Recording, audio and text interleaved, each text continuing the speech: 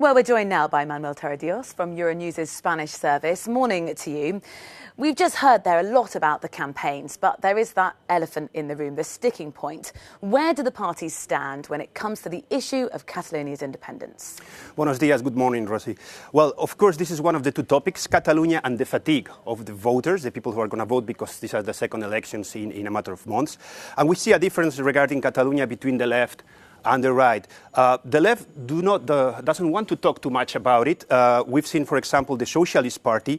The only strategy they have is actually to show no weakness that could make them lose votes, but they've said what they already had to say, like what they want is those who were sentenced to fulfill their sentence. They announced that they're going to take measures to tackle what they call the digital Republic of Catalonia, all these digital activities. And they're more focused on mobilizing their voters, like we've seen with this proposal for the COP25, these kind of measures. Unidas Podemos is the same. They're going to focus more on social measures rather than Catalonia. But then we come to the right. Here's where, speaking a lot about Catalonia, it can pay off. We've heard the leader of Popular Party saying that Torra, the president of Catalonia, must go. He's also attacked Pedro Sánchez, the current prime minister, saying that literally we cannot have a prime minister whose legs tremble when he has to face pro-independence leaders, so showing a really strong statement, although they soften a little bit their position because moderates can be key in these elections. Citizens also, they're trying to show hard position regarding Catalonia, also as well trying to be slightly moderate. But then we come to the far right, to Vox. And for Vox, they are pretty sure this is the horse they have, or the wave they have to ride in this electoral fight. In this rally last night, they spoke about a coup d'etat.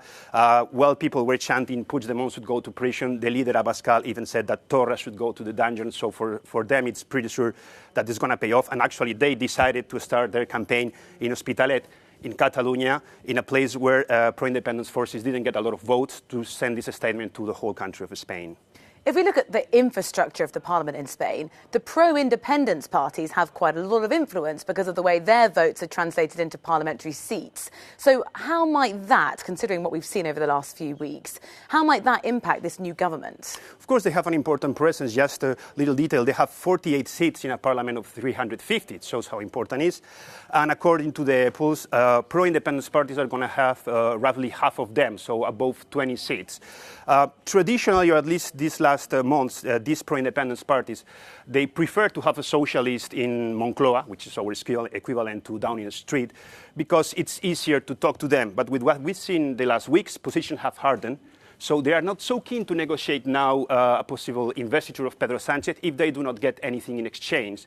And obviously they will have an impact. And actually what could happen is that Pedro Sánchez will be somehow obliged to turn to the right, not to the left, which is the natural allies, to try to reach an agreement, at least to create a government, to have a first government running in minority, and then we'll see what happens next.